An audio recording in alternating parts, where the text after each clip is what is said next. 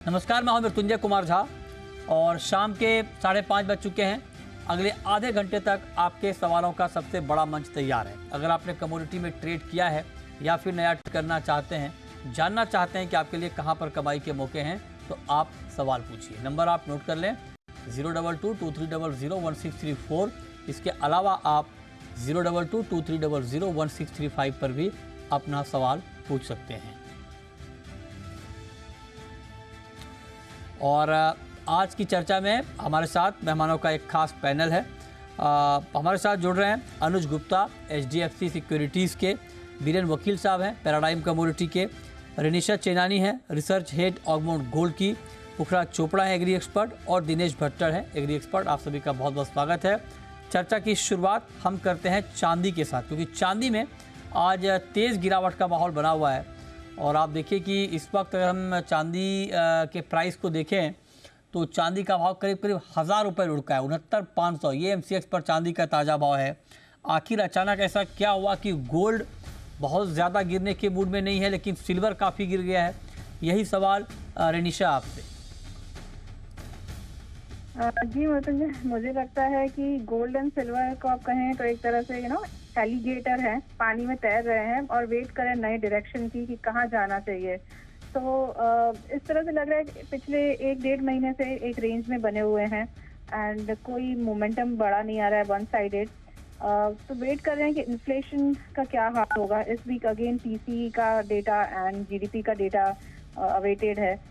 तो ओवरऑल लग रहा है ये रेंज बाउंड मोमेंटम कंटिन्यू रहेगा फॉर द टाइम, जब तक कुछ नया ट्रिगर नहीं आता। और दिन ब दिन जिस तरह से डेटास आ रहे हैं, ये पता चल रहा है कि जो रेट कट्स हैं वो मार्च से मई तक डिले हुआ, फिर मई से अभी जून तक डिले हो रहा है। तो ये थोड़ा नेगेटिव फैक्टर है, प्राइजेस को डाउनसाइड दिखा रहा है। सिल्वर में आज हमने देखा है कि फॉलो थ्रू सेलिंग आई है, स्टॉप लॉसेस ट्रिगर हुए हैं। जो एक इम्पॉर्टेंट सपोर्ट लेवल था 69,800 से 70,000 का, वो टूट चुका है। इसलिए हम देख रहे हैं कि ये टेक्निकल सेलिंग आ रही है। एंड जो प्रीमियम से इंडियन मार्केट्स में वो थोड़ा घट गया, डिस्काउंट में चल रहा है क्योंकि ये रेंज बाउंड मार्केट है। इसलिए मुझे लगता है ये डाउन साइड अभी भी 69,000 तक एक्सटेंड हो सकता है, और वो भी लेवल टूट जाता है तो फिर 68,000 तक भी प्राइजेस को जाते हुए देख सकते हैं। और इंटरनेशनली देखा जाए तो $22 का एक काफी स्ट्रॉन्ग सपोर्ट है। तो मुझे लगता है सिल्वर में आज सेल ऑन रैलीज का फिलहाल व्यू रखना चाहिए। एंड जब तक बड़ा ट्रिगर नहीं आता, गोल्ड एंड सिल्वर ये रेंज में ट्रेड करते दिख रहे हैं मुझे। ठीक है, तो आप कह रहे हैं कि रेंज में ही ट्रेड आपको होता हुआ मार्केट में दिख रहा है। आप बताइए अनुज जी, ऐसे में रेंज के मार्केट में ट्रेड क्या लिया जाए? देखिए, यहाँ पर अगर आप देखेंगे तो मृत्युंजय जी, एक वीक ट्रेंड थोड़ा सा यहाँ पर बना है। मॉर्निंग से अगर आप देखेंगे तो मार्केट हायर लेवल से नीचे आता हुआ दिखाई दिया है। $23 का जो रेजिस्टेंस था उसको मार्केट ने फेस किया और वहां से करेक्ट हुआ। तो मुझे लगता है कि यहाँ पे सेल ऑन राइज का मार्केट होना चाहिए। अगर प्राइस ऊपर बाउंस बैक करते हैं करीबन 69,800 70,000 तक, तो अगेन बिकवाली करना चाहिए। करीबन नीचे हमें लगता है कि 69,000 तक के लेवल देखे जा सकते हैं और एक्सपेक्ट करें कि एक बार $22 तक के लेवल भी यहाँ पर आ सकते हैं। तो थोड़ा वेट एंड वॉच करें। जो थोड़ा बहुत बाउंस आता है इवनिंग सेशन में, वहां पे बिकवाली की स्ट्रेटेजी बनाना चाहिए। अच्छा, ठीक है। तो आप कह रहे हैं कि बिकवाली की स्ट्रेटेजी बनानी चाहिए इसमें। बीरेन जी, आपका ओवरऑल व्यू क्या है सर? आपको क्या लगता है गोल्ड का मार्केट और सिल्वर का मार्केट? अगर मैं पहले चांदी पर आपसे पूछूं तो क्या मतलब आपको लगता है कि चांदी का मार्केट 70,000 के नीचे और टूट सकता है? इंटरनल स्ट्रक्चर काफी कमजोर है। जिस हिसाब से चाइना की ओर से monetary easing, rate cut, stimulus आ रहा है, फिर भी मार्केट वहाँ रिस्पॉन्ड नहीं कर रहा है। ये देखते शायद ऐसा लग रहा है कि कॉमेक्स के हिसाब से ये 22 शायद ब्रेक कर देगा अगले कुछ दिनों में, मे बी 8-10 दिन में। और 2173 फर्स्ट सपोर्ट रहेगा। डोमेस्टिक टर्म में अगर देखें मई कॉन्ट्रैक्ट के हिसाब से, तो प्रोबेबली मैं देख रहा हूँ शायद ये 69 तक जा सकता है। मीन्स यहाँ से 1500 आसपास की गिरावट मई कॉन्ट्रैक्ट में संभव दिख रही है। अच्छा, ठीक है। अच्छा रेनिशा जी, अगर मैं इंटरडे में तो ठीक है गिरावट थोड़ी दिख रही है, लेकिन अगर मैं आपसे अगले 1-2 महीने का टारगेट पूछूं सिल्वर पर, तो क्या टारगेट होगा आपका? सिल्वर में मुझे लग रहा है कि वापस हम अपसाइड देख सकते हैं, क्योंकि ये जो फर्स्ट क्वार्टर है 2024 का, ये थोड़ा लैकलस्टर रहा है गोल्ड सिल्वर दोनों के लिए। तो ये फेब का महीना एंड मार्च का महीना हम थोड़ा बहुत लैकलस्टर मोमेंटम देख सकते हैं, थोड़ी गिरावट देख सकते हैं, 68,000 तक डाउन साइड दिख रहा है। बट वापस मुझे लग रहा है हम देखेंगे अप्रैल ऑनवर्ड्स, जब थोड़ा रेट कट का व्यू सिनारियो क्लियर होगा, फेड का स्टांस ग्रेजुअली जिस तरह से डॉविश होगा, तो मुझे लग रहा है कि वापस हम एक अपसाइड मोमेंटम देखेंगे। एंड नेक्स्ट 2 मंथ्स में मुझे लग रहा है प्राइसेस शायद फिर से 73,000 के ऊपर सस्टेन करे, तो फिर 74-75,000 तक भी जा सकती है। तो 68,000 ऑन डाउन साइड और अपसाइड में मैं 73,000 तक नेक्स्ट 2 मंथ्स में देख रही हूँ। ठीक है, ओके, तो इस पर आप नज़र रखें सिल्वर के ऊपर। अच्छा, गोल्ड पर रिनिशा क्या व्यू है आपका? गोल्ड का मार्केट अभी और नीचे आ सकता है? मुझे लग रहा है जिस तरह दोनों गोल्ड एंड सिल्वर एक रेंज में बने हुए हैं, फिलहाल गोल्ड की जो रेंज है हम देख रहे हैं लगातार 61,800 on down side and upside में 63,500-600 की रेंज बनी हुई है। तो फिलहाल यही रेंज में मोमेंटम कंटिन्यू लग रहा है मुझे एज ऑफ नाउ। एंड बस वेट कर रहा है मार्केट एक बड़े ट्रिगर की, वन साइड मोमेंटम की। बट ओवरऑल अभी भी जो व्यू है वो पॉजिटिव है गोल्ड पे, तो बाय ऑन डिप्स का ही व्यू रखे। लॉन्ग टर्म इन्वेस्टर्स को एक अच्छी अपॉर्चुनिटी है एक रेंज बाउंड मार्केट में बाय करने के लिए। लॉन्ग टर्म के लिए बाय करना काफी अच्छा है 62,000 के आसपास। आपका क्या व्यू है बीरेन सर गोल्ड पर? गोल्ड फिलहाल थोड़ा दबाव में है, बट मैं बेटर बार्गेन की राह देख रहा हूँ। तो मैं अब इस लेवल पे शॉर्ट साइड कम प्रेफर करूंगा। मुझे सेकंड हाफ में मैं ज्यादा बुलिश हूँ, क्योंकि यूएस इलेक्शन और काफी सारे फैक्टर अभी डिस्काउंट नहीं हुए हैं, रेट कट भी डिस्काउंट नहीं हुआ, तो एट दिस लेवल मैं शॉर्ट साइड प्रेफर नहीं करूंगा। अच्छा, ठीक है। इंट्राडे में कोई कॉल अनुज जी आपकी गोल्ड के ऊपर आज के लिए कोई ट्रेड आपको दिख रहा है सोने में? देखिए 62,300 एक शॉर्ट टर्म रेजिस्टेंस है। मुझे लगता है कि 62,300 के आसपास अगर बाउंस आता है तो बिकवाली करना चाहिए। 62,450 का स्टॉप लॉस है। टारगेट नीचे करीबन 61,990 तक देखा जा सकता है। तो मुझे लगता है कि यहाँ पर एक थोड़ा प्रॉफिट बुकिंग आ सकता है, हालांकि एक रेंज में है। बट जिस तरह का सेंटीमेंट दिख रहा है, क्योंकि डॉलर इंडेक्स अगर आप देखेंगे तो 2 महीने के उच्चतम स्तर पर आया है, जो कि एक नेगेटिव इंपैक्ट है। मुझे लगता है कि वेरी इंट्राडे पर्सपेक्टिव से सेल ऑन राइज का मार्केट देखा जा सकता है। ओके, इंट्राडे के पॉइंट ऑफ व्यू से आप कह रहे हैं कि सेल ऑन राइज। नहीं, सेल ऑन राइज तो ठीक है, लेकिन कितना राइज और वहां पर बेचे तो कितनी गिरावट? टारगेट बताइए सर। करंट रेट से 100 रुपए अगर बाउंस बैक लेता है 62,300 के आसपास तो बिकवाली कर सकते हैं। नीचे 61,990 तक देखने को मिल सकता है टारगेट।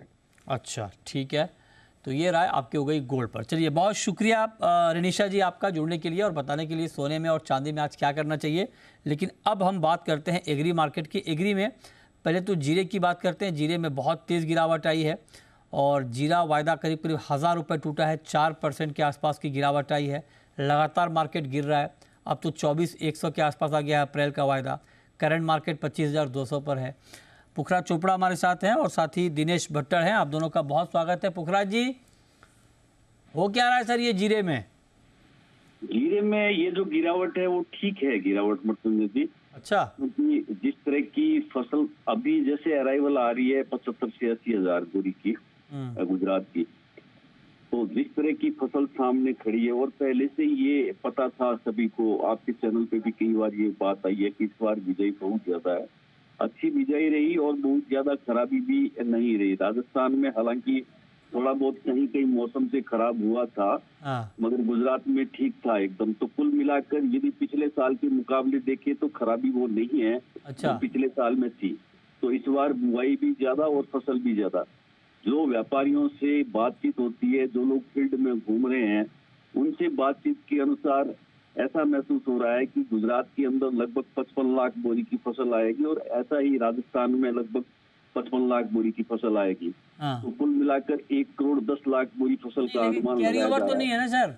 पुखरा जी, कैरी ओवर नहीं के बराबर है जी। कैरी ओवर भले ही नहीं हो मृत्युंजय जी, जैसे पिछले साल देखिए इस बात को ध्यान रखना होगा कि जब किसी चीज की फसल शॉर्ट दिखाई देती है तो चारों तरफ से बायर अलग अलग टाइप के आते हैं और बाजार बढ़ जाता है। उसी तरह से जब फसल बड़ी दिखाई देती है, भले कैरी ओवर ना हो, तो बायर है वो पीछे खिसक के लेता है। बायर तो मतलब वो तो ठीक बात है, लेकिन जब आप ये बात कह रहे हैं कि जब शॉर्टेज होती है तो बायर चारों तरफ से आ जाते हैं, जी जी, तो इसका मतलब ये कि जो तेजी थी 60-65 हजार वाली, उसको आप जस्टिफाई कर रहे हैं? ठीक तेजी थी?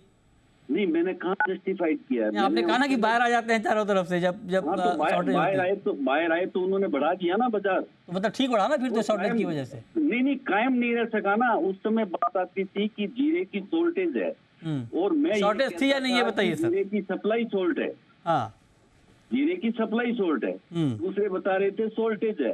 तो वो जस्टिफाइड इसलिए था कि बाहर आ रहे थे, ले रहे थे, पर उसको भावों से इसलिए जस्टिफाइड नहीं कर सकते कि शॉर्टेज नहीं थी।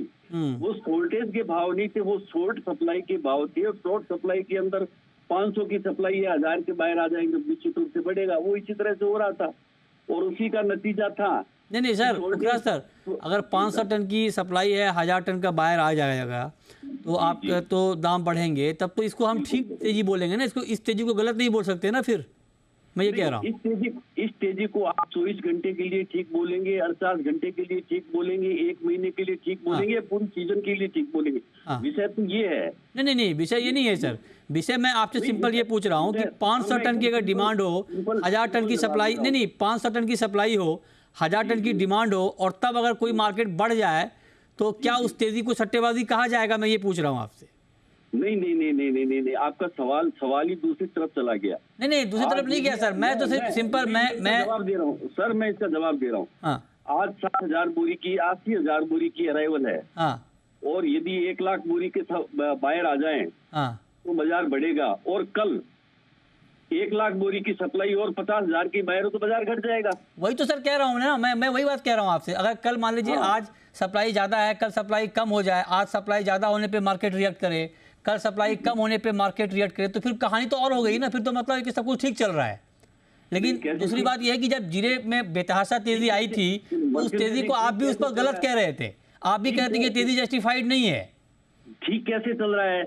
जब किसी चीज की शॉर्टेज नहीं थी तब शॉर्टेज बता के बाजार। हाँ, एग्जैक्टली यही मैं कह रहा हूँ सर। शॉर्टेज नहीं थी, शॉर्टेज बताकर, दोनों अलग अलग चीज है।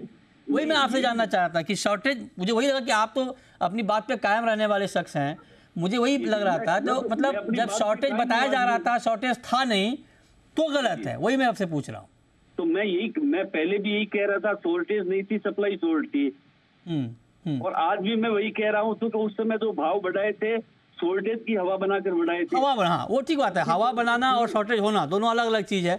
ये बात बिल्कुल ठीक है। हमारे साथ दिनेश भट्टर भी हैं। भट्टर जी, तो हवा में बने मृत्युंजय जी। हाँ, ठीक बात है। बट हवा में बने तो गलत बने ना। लेकिन अगर भाव नहीं होते, हवा में भाव नहीं होते तो आज बाजार घटता क्यों? हाँ, नहीं, आज जो घटने का रीजन तो आप जैसे कह रहे हैं कि सोइंग बहुत ज्यादा है ना। अराइवल लास्ट ईयर के मुकाबले ज्यादा है। घटा था, परसों भी घटा था, तरसों भी घटा था, लगातार घट ही तो रहा है। हाँ, लगातार घट रहा है। तो उसके पीछे रीजन तो यही बता रहे हैं ना आप लोग की सोइंग डबल हो गई है, प्रोडक्शन काफी ज्यादा है, तो उस वजह से दाम गिर रहे हैं।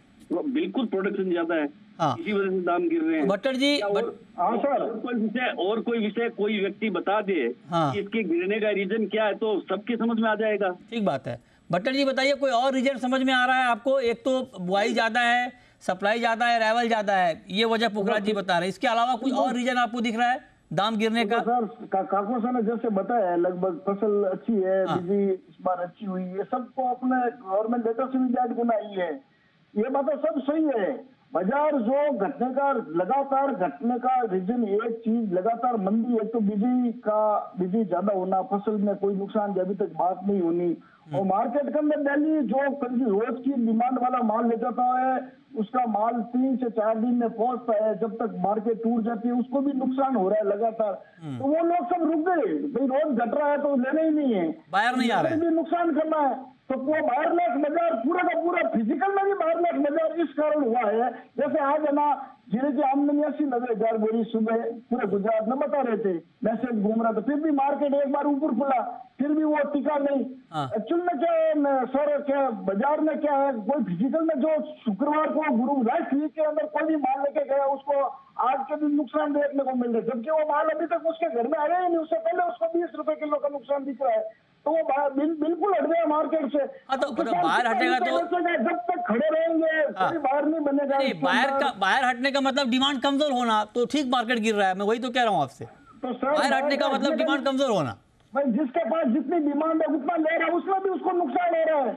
हाँ, सिंपल से देखो, अभी जो किसान अभी गुजरात के अंदर, भट्टर जी आप कहना क्या चाह रहे हैं? आप कहना क्या चाह रहे हैं, नुकसान हो रहा है मतलब क्या हो रहा है? हाँ। अभी किसान का माल आ रहा है, पूरे सेंटर में माल खाली है, वो जो भी बाहर बन रहे हैं उनको माल लेते ही नुकसान हो रहा है। इस कारण पिछले 5-6 दिन के अंदर बाजार में माल लेने से हट गए, और माल हटने से सीधा फिजिकल के अंदर 30 से 40 रुपए किलो मार्केट। तो अभी तो ये तो मार्केट जो डायनेमिक है मार्केट का उसी के हिसाब से चल रहा है ना भट्टर जी। ऑलरेडी वायदा 5 से 6 हजार रुपए नीचे चल रहा था, फिजिकल मार्केट 40 रुपए किलो बाजार घटने का रीजन ही है। हाँ। सब मार्केट तो वायदा नीचे चल रहा है। दूसरा अवेलेबल किसान माल लेकर अलग अच्छा, ठीक है, ठीक है, ओके, ठीक है। अब आते हैं ग्वार पे। एक छोटा सवाल पुखराज जी आपसे ग्वार पर। सर, ग्वार का मार्केट भी दबाव में ही है, थोड़ी बहुत तेजी बीच में आती है लेकिन वो तेजी टिक नहीं पाती है। मृत्युंजय जी, मैं उससे पहले मैं जीरा पे कहना चाहूंगा। हाँ, हेलो जी जी बोले सर, बोले जी। उससे पहले मैं जीरा पे कहना चाहूंगा। मृत्युंजय जी, आपने कहा आप बात पे कायम रहने वाले हैं। हाँ, अभी आपने सवाल पूछा जीरे पे। हाँ, यदि इसको वायदा से जोड़कर देखें हाँ, तो इसकी अलग बात कहूंगा मैं। 970 टन का व्यापार 1000 रुपए घट गया, और इस 970 टन ने आज की 80,000 बोरी के भाव तय कर दिए। हाँ, तो वायदा की कहानी तो आपको अलग से ही देखनी पड़ेगी मृत्युंजय जी। तो मतलब आप ये क्या कहना चाह रहे हैं कि वायदा बाजार जिम्मेदार है मार्केट में भारी उठापटक के पीछे? हम रोजाना ये बात कह रहे हैं कि वायदा बाजार जिम्मेवार है, वायदा बाजार जिम्मेवार है। आप कहे तो हम लिखित में दे सकते हैं इस बात को। ठीक बात है। हाँ, हाँ, वायदा जिम्मेवार है जब वॉल्यूम कम है। हाँ, हाँ, और आपके 900 टन के व्यापार में सब कुछ उल्टा पुल्टा हो जाता है। हाँ, ये बात तो बिल्कुल आप बताइए, हम तो बात कर रहे हैं 1 करोड़ 10 लाख बोरी की, और ये व्यापार है 9,000 टन का, 900 टन का, सिर्फ 900 टन का, सॉरी 900 टन का व्यापार है। तो इस व्यापार के साथ में उस फसल को और फंडामेंटल की बात को तो जोड़ के देख ही नहीं सकते। नहीं, लेकिन वो तो ठीक, आप जो बात कह रहे हैं सर वो ठीक है, मैं उससे एग्री करता हूँ। लेकिन अभी हम लोग जो बात कर रहे थे, नहीं अभी जो हम बात कर रहे थे, जो आप कह रहे थे कि बुआई ज़्यादा है, सप्लाई ज़्यादा है, तो ये तो सारी बातें स्पॉट मार्केट की है ना। मतलब स्पॉट मार्केट के फंडामेंटल कमजोर हुए, उससे दाम गिरे, राइट? बिल्कुल फंडामेंटल की बात ही कर सकते हैं। हाँ, हाँ, तो मतलब यही सवाल ग्वार में आएगा। मर्तुन जी, आप ग्वार पे सवाल कर रहे थे, यही सवाल ग्वार में आएगा। कि इसके फंडामेंटल मजबूत होते हुए भी ये मंदा क्यों है? ये एक बड़ा सवाल है ना। देखिए, जीरे की बात तो आप जो कह रहे हो ठीक है कि भाई सप्लाई ज्यादा है, बुआई ज्यादा हुई इसलिए गिर रहे हैं, लेकिन ग्वार में ऐसा क्या हुआ? ग्वार में तो आधा प्रोडक्शन बताया गया, बताइए डिमांड भी ठीक ठाक है, उसके बाद भी ग्वार का मार्केट चलने नहीं दिया गया। इस फंडामेंटल के मजबूत होते हुए भी बाजार घट रहा है। इसको खोजते खोजते तो हम बूढ़े होते जा रहे हैं। ठीक बात है, ये बात बिल्कुल ठीक है। पता ही नहीं मिल रहा है कि ये क्यों घट रहा है बाजार। हाँ, ये बात बिल्कुल ठीक है, ये बात इसकी जांच तो होनी चाहिए, ये बात बिल्कुल ठीक है। इसमें भी वॉल्यूम का ही सवाल है। वॉल्यूम कमजोर है। उच्च मध्यम वर्ग का देखिए 3 तरह के लोग होते हैं। एक नीचे का तबका जो 5-10 टन 15 टन का व्यापार करता है, एक मध्यम वर्ग का तबका जो 100-200 टन का व्यापार करता है, एक उच्च मध्यम वर्ग का दर्जा जो 1000-1500 टन का व्यापार करता है। तो आज स्थिति ये है कि 1000-1500 टन का जो व्यापार करता है वो आदमी इसके अंदर बड़ी गड़बड़ ला देता है। ठीक बात है। ये तो आपकी 50 लाख की फसल धरी रह गई ग्वार की, और इसने बाजार घटा दिया। ये तो त्रासदी है इस मार्केट का। यही जीरा के अंदर है। आपकी 1 करोड़ बोरी हो या 80 लाख बोरी हो या 70 लाख बोरी हो, इनका 1000 टन ही बाजार को घटा बढ़ा देगा, तो हम इसकी व्याख्या कैसे करेंगे मृत्युंजय जी? ठीक बात है। और ये तो खैर इसके ऊपर तो बहुत लंबी डिबेट चली रही है, आगे भी डिबेट होगी, ये बात बिल्कुल ठीक है आपकी। चलिए, बहुत शुक्रिया पुखराज जी आपका, भट्टर जी आपका भी। कच्चे तेल में क्या करें अनुज जी, 30 सेकंड में? देखिए, कच्चे तेल में बिकवाली का ट्रेड देखना चाहिए, क्योंकि हमें लगता है कि यहाँ पे सेलिंग का ट्रेड बना सकते हैं। तो करीबन 6350 के आसपास के लेवल्स मिले तो बिकवाली करके चलें। 6400 पे स्टॉप लॉस लगाए। टारगेट नीचे करीबन 6270 तक देखने को मिल सकता है, तो सेलिंग प्रेशर क्रूड में देखा जा सकता है। सर, मेटल में कोई कॉल या मेटल पर कोई राय आपकी बीरेन जी? करंट लेवल पे कॉपर सेल करना चाहिए। 732 का स्टॉप लॉस, टारगेट 710-11 और 2 वीक की अवधि। चलिए, बहुत शुक्रिया आपका जुड़ने के लिए बीरेन जी, और शुक्रिया आपका भी अनुज जी बताने के लिए कहाँ पर ट्रेड के मौके बनेंगे। तो फिलहाल इस शो में इतना ही।